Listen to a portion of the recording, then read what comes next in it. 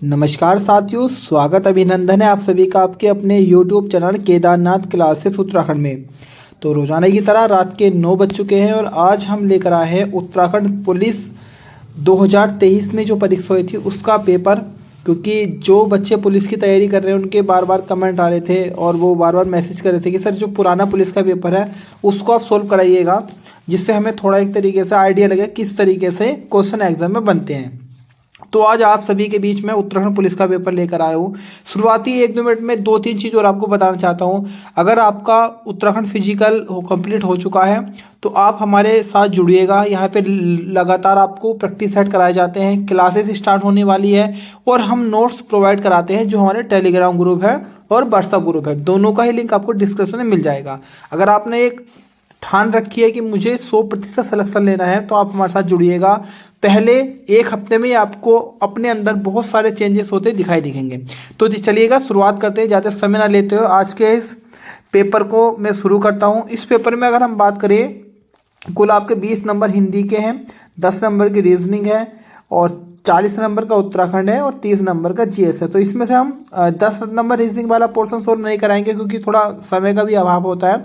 हिंदी, उत्तराखंड और जीएस को हम यहाँ सोल्व कराएंगे और मैं सीधा आंसर यहाँ पे बता के चलूँगा, क्योंकि अगर मैं 9 बजे वाली क्लास में बताता हूँ, अगर ऐसे बताऊँगा तो थोड़ा समय ज़्यादा लगेगा। तो पहला प्रश्न था, रेलगाड़ी किन भिन्न भिन्न भाषाओं के शब्दों के जोड़ से बनी है। तो देखिएगा, जो ऐसे शब्द होते हैं जो 2 भाषाओं के शब्दों से मिलकर बने होते हैं उन्हें संकर शब्द बोलते हैं। तो इसमें जो आपका ऑप्शन बी है, अंग्रेजी और हिंदी इन 2 भाषाओं से मिलकर बना है आपका रेलगाड़ी। अगला प्रश्न है, अग्नि का पर्यायवाची नहीं है।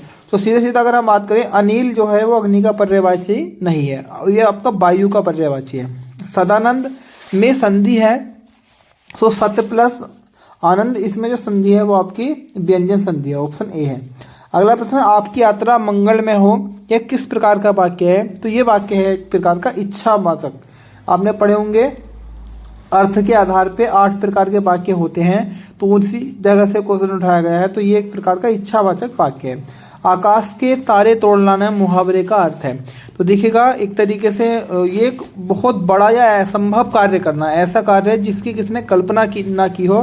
तो सीधी सी बात है, आकाश के तारे तोड़ लाना बहुत बड़ा या असंभव कार्य करना। अभी तक 5 क्वेश्चन ऐसे बहुत नॉर्मल लेवल के क्वेश्चन थे, कोई इसमें क्वेश्चन ऐसे थे जो ज़्यादा हार्ड हो। सारे के सारे लो स्टैंडर्ड थे, ये क्वेश्चन है, ये थोड़ा अच्छे लेवल का क्वेश्चन था। टिप्पण की भाषा होनी चाहिए। तो देखिएगा, टिप्पण की अगर हम बात करते हैं तो आपने पत्र लेखन में पढ़ा होगा, जब भी कोई किसी कार्यालय में पत्र जाता है तो उसके संबंध में जब जानकारी देते हैं तो शुरू में एक कच्चा मसौदा तैयार करते हैं, उसे प्रारूपण वगैरह बोलते हैं, और उसी तरीके से एक होता है टिप्पण, वो भी आपका पत्र लेखन से संबंधित ही है। तो ये आपका चैप्टर दे रखा है आपका सिलेबस में, वहीं से क्वेश्चन उठाया हुआ है। तो इसकी जो भाषा होनी चाहिए वो वस्तु प्रधान होनी चाहिए। एक तरीके से जिस टॉपिक पे पत्र के बारे में जानकारी या कोई सूचना प्राप्त की गई है उसी से संबंधित इसकी भाषा होनी चाहिए। शब्दावली का अर्थ है तो शब्दावली का अर्थ है शब्दों का समूह, ऑप्शन डी हमारा करेक्ट हो जाएगा। अगला प्रश्न है, कंप्यूटर के संदर्भ में चाणक्य नाम प्रसिद्ध है। तो देखिएगा, कंप्यूटर में एक फ़ॉन्ट आता है चाणक्य फ़ॉन्ट, ये ऑप्शन सी करेक्ट हो जाएगा। कबीर निम्नलिखित शाखा के प्रतिनिधि कवि है। देखिएगा, अगर हम बात करें कबीरदास जी के बारे में तो 23 राइटर आपका सिलेबस में है, उन्हीं से कबीर जी भी हैं। तो कबीर एक ज्ञानाश्रय शाखा के कवि थे, जैसे रामाश्रय हो गए तुलसीदास जी, इस तरीके से प्रेमाश्रय कवि होते हैं, कृष्णाश्रय कवि होते हैं। तो आपके जो कबीर जी हैं वो ज्ञानाश्रय कवि हैं। अगला प्रश्न, श्री कृष्ण गीतावली के रचयिता हैं। तो श्री कृष्ण गीतावली की रचना की है तुलसीदास जी ने, ऑप्शन सी हमारा करेक्ट हो जाएगा। कर्म भूमि के लेखक, कर्म भूमि की अगर हम बात करें तो ये बड़ी फेमस कृति है मुंशी प्रेमचंद जी की, ऑप्शन डी हमारा करेक्ट हो जाएगा। अगला प्रश्न है, हिमकिरीटनी के रचयिता का नाम क्या है। तो हिमकिरीटनी माखनलाल चतुर्वेदी जी की लिखी हुई रचना है, ऑप्शन ए करेक्ट हो जाएगा। अगला प्रश्न है, महादेवी वर्मा के रेखा चित्र भक्तिन के प्रमुख पात्र भक्तिन का वास्तविक नाम क्या है। तो ये लक्ष्मीन है, ऑप्शन सी करेक्ट हो जाएगा। तो देखिएगा, जो हमारे पीडीएफ है 23 राइटरों की, उन राइटरों में से ये सारे क्वेश्चन बने हैं जो लेखक वाले क्वेश्चन बने हैं।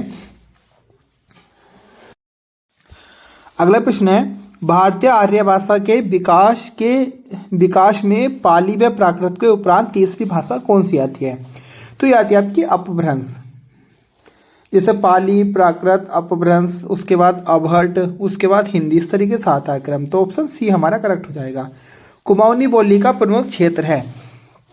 तो अगर हम बात करें, नैनीताल और अल्मोड़ा हमारा मुख्य रूप से कुमाऊनी बोली का क्षेत्र है। ये हम थोड़ा आइडिया से भी लगा सकते हैं। पौड़ी गढ़वाल, ये गढ़वाल में आ गया। मसूरी देहरादून में है। शिमला हिमाचल में है। नेपाल काठमांडू अलग है। तो सीधा सीधा नैनीताल और अल्मोड़ा दोनों कुमाऊं में, तो कुमाऊनी बोली का क्षेत्र है।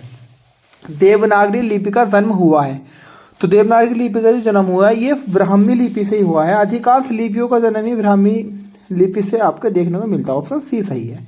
जब लिखने से कोई अंश छूट जाता है तो उसे प्रदर्शित करने के लिए कौन सा चिन्ह प्रयुक्त होता है? तो ये होता है हंस पद। हंस पद प्रयुक्त होता है। ऑप्शन डी हमारा करेक्ट होगा। इस तरीके से आपने देखा होगा, एक एरो का निशान हम इस तरीके से लगाते हैं, मतलब जैसे हम कोई चीज लिख रहे हो वो छूट गई हो तो नीचे इस तरीके से एरो लगाकर वहां उस चीज को लिख देते हैं। तो इसको ही बोलते हैं हंस पद।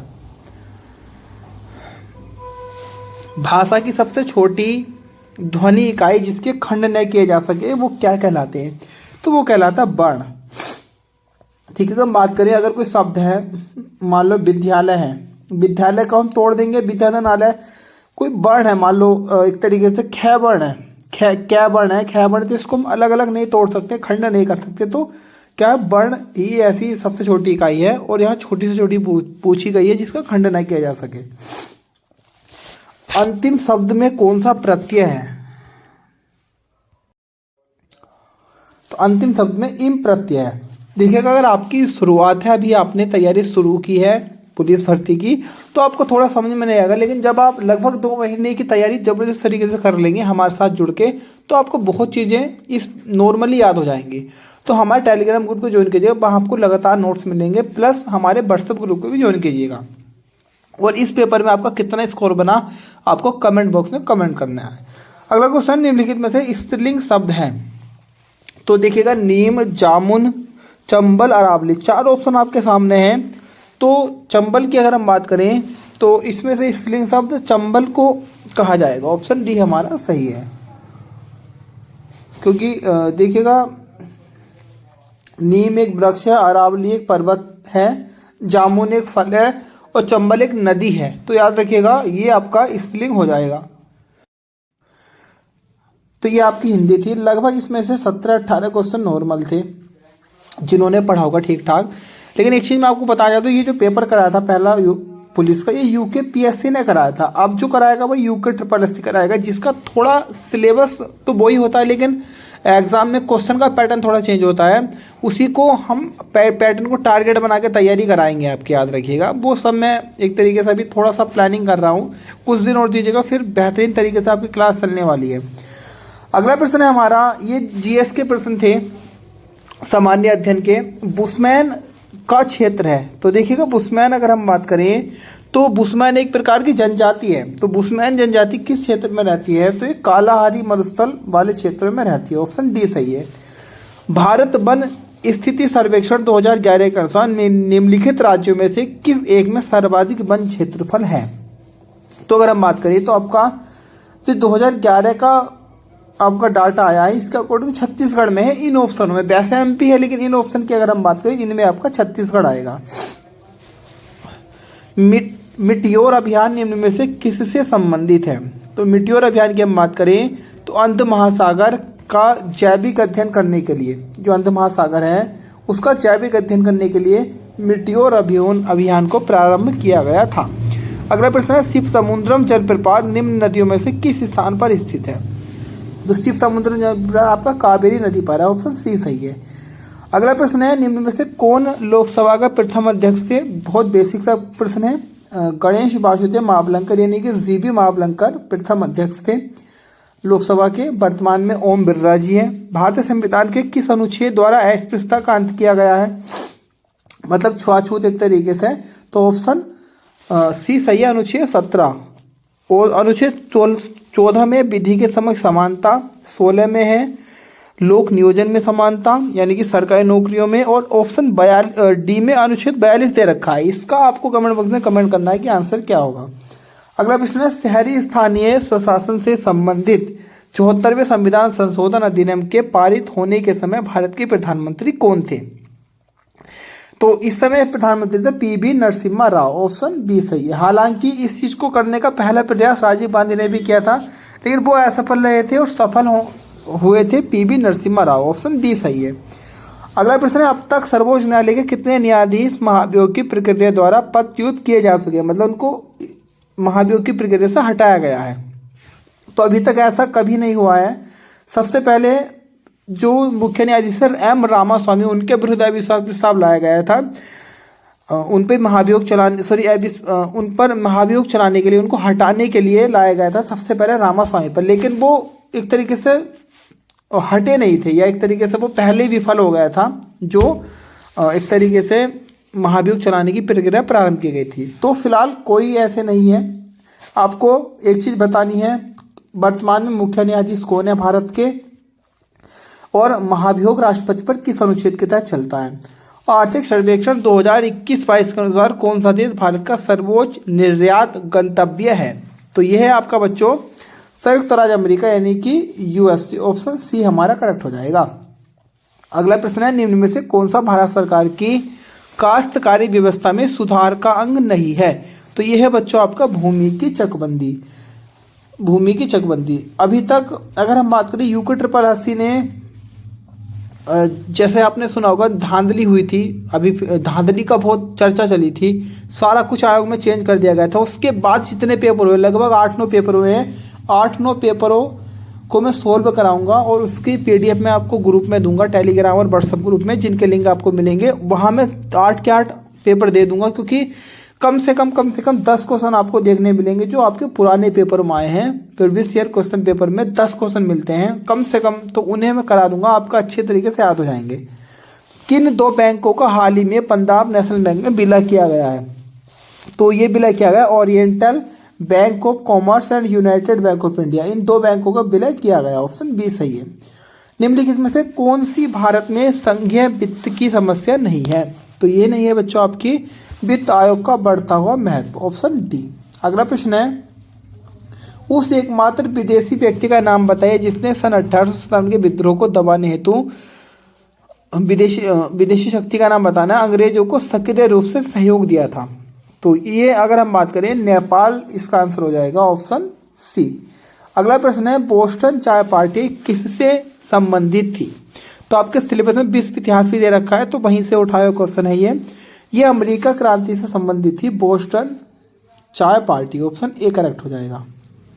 अगला प्रश्न है हमारा, रीजनिंग के प्रश्न है, इनको अभी मैं फिलहाल स्किप कर रहा हूं, इनको बाद में कराया जाएगा। 10 क्वेश्चन आते हैं उत्तराखंड में रीजनिंग के। अगला प्रश्न है, कोविशील्ड भारत की कोविड वैक्सीन का उत्पादन किसके द्वारा किया गया था? तो अब भारत में 2 वैक्सीन फेमस चली थी, एक थी कोवैक्सीन और एक थी आपकी कोविशील्ड। तो कोविशील्ड का जो निर्माण किया है बच्चों, वो किया है आपका सीरम इंस्टीट्यूट द्वारा, ऑप्शन सी, ऑप्शन सी सही है। सीरम इंस्टीट्यूट ये पुणे में आपकी स्थित है, इसने बनाया कोविशील्ड को। और जो कोवैक्सीन है, हमारे प्रधानमंत्री नरेंद्र मोदी जी ने कोवैक्सीन लगवाई थी और कोवैक्सीन बनाई है भारत बायोटेक ने। कोरोना का सबसे पहला केस भारत में केरल में आया था, लेकिन कोरोना से सबसे पहले मृत्यु जो हुई थी भारत में, वो कर्नाटक में हुई थी। दुनिया में चीन के वुहान प्रांत में कोरोना प्रारंभ हुआ था। गेहूं के दाने होते हैं, गेहूं के दाने क्या होते हैं ये आपको बताना है, बीज, फल, रूपांतरित फल या संपूर्ण बीज। तो ये होता है बच्चों फल, ऑप्शन बी सही है। जस्टिस पीसी घोष का कार्यकाल पूरा होने के बाद लोकपाल के अध्यक्ष का प्रभार किसने संभाला है? तो देखिएगा, भारत के पहले लोकपाल थे justice Pradeep Kumar Mohanty, justice PC Ghosh. और अगर हम बात करें वर्तमान में जो हमारे लोकपाल बने, वो बने जस्टिस प्रदीप कुमार मोहंती। सबसे पहले आएंगे तो पीसी घोष आएंगे। निम्न में से किसे प्रथम लता दीनानाथ मंगेशकर अवार्ड 2022 से सम्मानित किया गया? तो देखिएगा, एक चीज मैं आपको बताऊं, यूकेपीएससी इंटरनेशनल करंट अफेयर्स से बहुत ध्यान देता है, लेकिन आपका यूके 888 एक या दो क्वेश्चन देगा मुश्किल से इंटरनेशनल करंट अफेयर्स के, और कम से कम 3-4 क्वेश्चन देगा आपको उत्तराखंड करंट अफेयर्स के। तो इस चीज़ को देखते हुए आप अपनी थोड़ी तैयारी कीजिएगा। तो ये पुरस्कार जो मिला था वो मिला था प्रधानमंत्री नरेंद्र मोदी जी को। ऑप्शन ए हमारा करेक्ट हो जाएगा। किस शहर ने 12वें डेफ एक्सपो 2022 की मेजबानी की? तो ये की है बच्चों किस शहर ने, सॉरी, तो ये की है आपके गांधीनगर गुजरात ने। ऑप्शन सी सही है। अगला प्रश्न है, इनमें से किसने जनवरी 2022 में आयोजित सैयद मोदी अंतर्राष्ट्रीय टूर्नामेंट में महिला एकल का खिताब जीता? तो ये जीता था आपका ऑप्शन है पीवी सिंधु ने। किस ऑपरेशन के अंतर्गत भारत सरकार द्वारा भारत के मेडिकल छात्रों को यूक्रेन से भारत लाया गया? तो ये लाया गया था ऑपरेशन गंगा के तहत। ऑप्शन ए करेक्ट है। अगला प्रश्न, निम्न में से कौन सा विकल्प ऑपरेटिंग सिस्टम का उदाहरण है? तो ऑपरेटिंग सिस्टम का उदाहरण आपके सारे ही ये ऑपरेटिंग सिस्टम के उदाहरण है, Windows, Linux, Mac OS. Option D सही है। 1 टेराबाइट में कितना शामिल होता है? तो आपका जो 1 टेराबाइट होता है उसमें 1000 गीगाबाइट यानी कि 1000 जीबी शामिल होता है। ईमेल के माध्यम से भेजे जाने वाले अवांछित वाणिज्यिक संदेशों को क्या कहा जाता है? तो ये स्पैम इसको बोलते हैं। ये तो बेसिक सी चीज़ें सभी को याद भी होती है। ऑप्शन डी सही है। भारत का आईटी अधिनियम किस वर्ष अस्तित्व में आया? तो भारत का आईटी अधिनियम आपका 2000 में अस्तित्व में आया। महावीर स्वामी जी का जन्म कहाँ पे हुआ था? तो इनका जन्म हुआ था आपके वैशाली में। ऑप्शन डी सही है। कुतुब मीनार के प्रवेश द्वार का नाम क्या है? तो कुतुब मीनार के प्रवेश द्वार का नाम है आलाई दरवाजा। ऑप्शन सी सही है। निम्नलिखित में से कौन सा ऊर्जा का नवीकरणीय स्रोत है? तो देखिएगा ऊर्जा का नवीकरणीय स्रोत है आपका सूर्य का प्रकाश। ऑप्शन सी सही है। नवीकरणीय स्रोत अगर हम बात करें तो ऐसे स्रोत हैं जो कभी खत्म नहीं होंगे, एक तरीके से जो हमेशा रहेंगे। अनवीकरणीय स्रोत आ जाते हैं जो खत्म हो सकते हैं, जैसा आपका पेट्रोलियम है, कोयला है, प्राकृतिक गैस है, ये कभी ना कभी खत्म हो जाएंगे। लेकिन सूर्य का प्रकाश हुआ या आपकी पवन ऊर्जा हुई, ये कभी खत्म होने वाली चीज नहीं है। तो ये आपका नवीकरणीय स्रोत है। भारतीय उपग्रह क्लासमेट B2 के प्रक्षेपण की तिथि कब है? मतलब कब इसको प्रक्षेपित किया गया था? तो 24 जनवरी 2019 को। ऑप्शन बी हमारा करेक्ट हो जाएगा। अगला प्रश्न है हमारी आज की वीडियो का, और ये सारे क्वेश्चन अब उत्तराखंड से संबंधित होंगे। थोड़ा एक तरीके से स्वास्थ्य थोड़ा खराब चल रहा है अभी कुछ दिनों से, तो आपको थोड़ी प्रॉब्लम हो रही है। कुछ दिन की बात है, सब कुछ सही हो जाएगा। क्वेश्चन है हमारा, उत्तराखंड का निर्माण भारतीय राज्य के किस क्रम में हुआ? तो उत्तराखंड भारत का, अगर हम बात करें बच्चों, 28वां राज्य है। ऑप्शन बी हमारा सही है। उत्तराखंड के किस क्षेत्र में पहली व्यावसायिक अंतरिक्ष स्थितिजन्य जागरूकता वेधशाला स्थापित की जाएगी? तो ये अगर हम बात करें तो इसका आंसर ऑप्शन बी हो जाएगा, गढ़वाल क्षेत्र में। ऑप्शन बी सही है। अगला प्रश्न, नीति आयोग द्वारा अगस्त 2022 में उत्तराखंड के किस जिले को भारत का सर्वश्रेष्ठ आकांक्षी जिला घोषित किया गया? तो ये घोषित किया गया बच्चों हरिद्वार को। ऑप्शन हमारा करेक्ट हो जाएगा ए, हरिद्वार। अगला प्रश्न है, भारत के प्रथम रक्षा सेवा प्रमुख जनरल बिपिन रावत निम्न में से किस जिले से थे? तो ये थे हमारे पौड़ी जिले से। ऑप्शन ए सही हो जाएगा। लोक संगीत के अपने योगदान के लिए निम्नलिखित में से किसे 9 अप्रैल 2020 को संगीत नाटक अकादमी पुरस्कार दिया गया? तो ये दिया गया बच्चों नरेंद्र सिंह नेगी जी को। ऑप्शन हमारा करेक्ट हो जाएगा ए, नरेंद्र सिंह नेगी। भारत में खाद्य सुरक्षा सूचकांक 2021-22 में उत्तराखंड किस स्थान पे रहा? तो ये रहा बच्चों आपका 7वें स्थान पे। ऑप्शन डी हमारा करेक्ट हो जाएगा। ऑप्शन डी हमारा सही है। उत्तराखंड में आईटी पार्क कहाँ स्थापित है? तो आईटी पार्क बच्चों हमारा स्थित है, अगर हम बात करें क्वेश्चन की, तो ये हमारा देहरादून में स्थित है। उत्तराखंड के जिले में हस्तकला उद्योग के अंतर्गत पंजीकृत परिवार की 31 मार्च 2021 तक सर्वाधिक संख्या है? तो ये है आपके उधम सिंह नगर। ऑप्शन सी हमारा सही है। अगला प्रश्न है, भारत की जनगणना 2011 के अनुसार उत्तराखंड के किस जिले में लिंग अनुपात सबसे कम है? तो देखिएगा मैं आपको बार बार बोलता हूँ, अगर आप 9 बजे वाली क्लास देखते होंगे तो रिपीट क्वेश्चन वहां से अब होने स्टार्ट हो गए होंगे। कई क्वेश्चन ऐसे होंगे जो मैं आपको लगातार बता रहा था। तो सबसे कम लिंगानुपात की अगर हम बात करते हैं तो अगर हम बात करें ऑप्शन डी, हरिद्वार का सबसे कम लिंगानुपात है। सबसे ज़्यादा लिंगानुपात आपका अल्मोड़ा का है। उत्तराखंड अक्षय ऊर्जा विकास एजेंसी उरेडा का प्रधान कार्यालय कहाँ पे स्थित है? तो ये आपका देहरादून में, पहले अल्मोड़ा में था। 2019-20 में किस क्षेत्र में उत्तराखंड राज्य की सकल घरेलू उत्पाद में सबसे अधिक योगदान है, यानी कि जीडीपी में सबसे अधिक योगदान किस क्षेत्र का है? अर्थव्यवस्था के 3 क्षेत्र होते हैं, आपको पता ही होगा, प्राथमिक, द्वितीयक और तृतीयक क्षेत्र। तो इसमें सबसे जो योगदान है सबसे ज़्यादा वो द्वितीयक क्षेत्र का आपके रहा है। उत्तराखंड का गांधी किसे कहा जाता है? उत्तराखंड के गांधी की अगर हम बात करें तो ये कहा जाता है इंद्रमणि बडोनी। जो देख रहे होंगे जिन्होंने अभी तक 8 प्रैक्टिस सेट देखे होंगे उनमें आपको इंद्रमणि बडोनी जी वाला क्वेश्चन भी आराम से वो कर देंगे। क्षेत्रफल के हिसाब से उत्तराखंड का सबसे बड़ा जिला जो क्लास देख रहे होंगे, कल ही मैंने कराया चमोली, कल ही तो कराया था 9 बजे वाली क्लास में। गढ़वाल का बारदौली जो लगातार क्लास देख रहे होंगे उन्होंने इसको भी कर दिया होगा। अभी 8 प्रैक्टिस सेट ही कराया और वहाँ से क्वेश्चन बता रहा हूँ। ये गढ़वाल का बारदौली गुजड़ू। उसके बाद डोला पाल के आंदोलन संबंधित था, तो ये संबंधित था आपके एक तरीके से शिल्पकारों से, ये आपका संबंधित था, ऑप्शन सी। जिसने प्रैक्टिस सेट जो कर रहा है वो इस क्वेश्चन को भी लगा देगा। 1857 के विद्रोह के प्रस्फुटन के समय कुमाऊं कमिश्नर कौन थे? Henry Ramsay. अगला प्रश्न है